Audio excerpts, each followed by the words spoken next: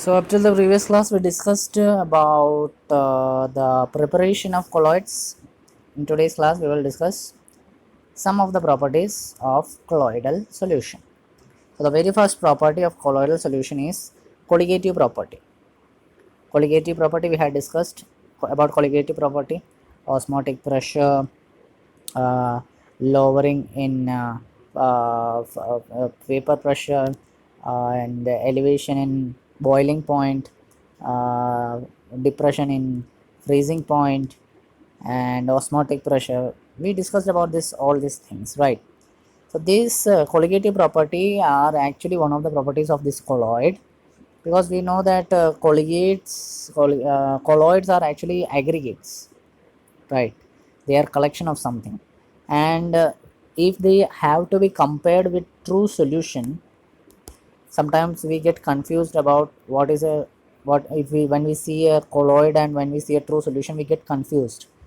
So the confusion can be completely avoided with the help of these colligative properties, because we know that colligative property um, has always are applicable for true solutions, while in case of colloids they will be applied, but the values regarding these colligative properties will be very small, because colloids are very smaller substance as compared to this true solutions. So because of that small concentration, because of that smaller amount, they will have the colligative property value in a smaller quantity. Okay.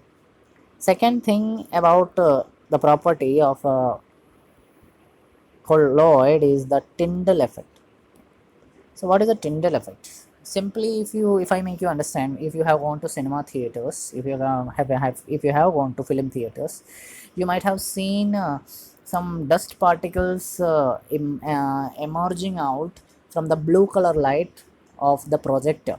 If you had faced towards the projector, if you have seen the projector while seeing the film, if you have seen your rotated your head back and seen the projector in the projector room, some dust particles might come, or you might see a blue color light which is coming from that projector. That particular effect that you see is actually a Tyndall effect.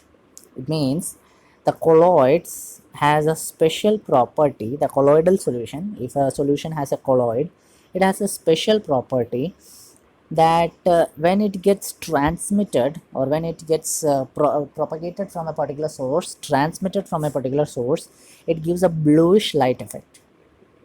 In projector room, when it is from the projector room, you see the projector room's projector just projects the film on the screen.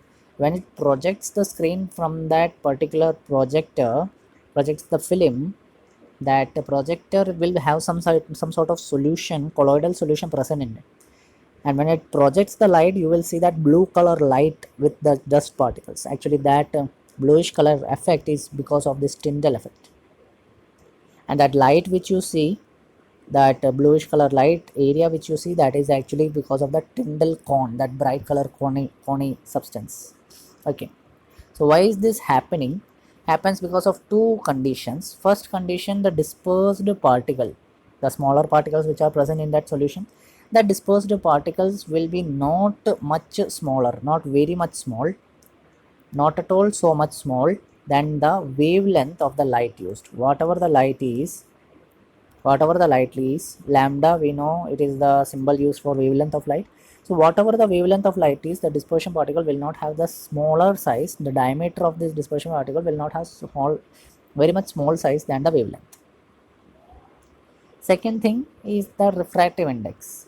The dispersed phase and the dispersion medium will have very much difference in the refractive index. The refractive index, it's a ratio. Refractive index is actually a ratio between two substances which has a ratio of light, the amount of light being passed through them. That actually is very much difference in dispersion medium and dispersed phase. Okay. Actually, this effect was very first studied by Faraday. Faraday was the one who studied it, but it was experimentally proved and studied thoroughly by Tyndall. That's why it is known as Tyndall effect. Okay, Faraday was the first to study about it, but Tyndall gave a experimental proof, so it is known as Tyndall effect. Okay. Later, in order to understand what are the difference between a true solution and a colloid, Tyndall effect was very much helpful, because a true solution will not show a Tyndall effect, but a colloidal solution can show a Tyndall effect. And because of this Tyndall effect, a scientist Zsigmondy in 1903 devised a microscope by the name ultra microscope. This ultra microscope was very much useful to understand the about the colloidal solution, but there were some problems in that. They it could not say about the actual colloidal particle visible, and it does not give any information about size or shape of colloidal particles. It was just to see the colloidal particles. There is a microscope, you can see. This microscope is actually a ultra microscope, which was made by Zsigmondy with the help of Tyndall effect, to understand the Tyndall effect rather. And this actually helped to see the colloidal effect, colloidal solution, the colloids, but it cannot explain the size or shape of the colloidal particles. Okay. Next, talking about the color of colloidal solution, you see various colloidal solutions will have different colors in different uh, area of receiving, point of receiving. Like for example, milk and water solution, when they are viewed by a reflected light, means any light reflect over them, then they will appear blue color. And if they are viewed by a transmission light, means they are transmitted, if any light is transmitting over it, it will be seeming as a red color substance. We know that milk and water combination is actually a colloid. Okay.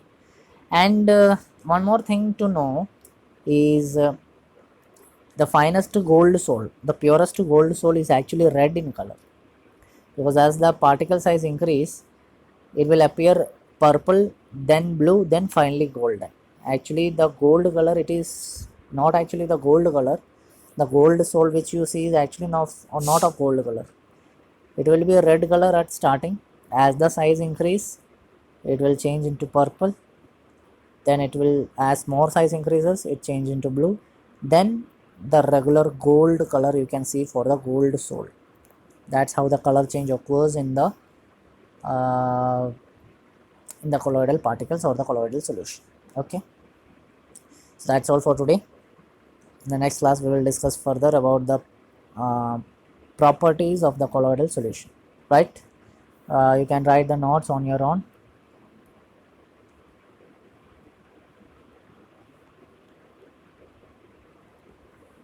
So that's all for today. I hope you understood. Thank you and have a nice day.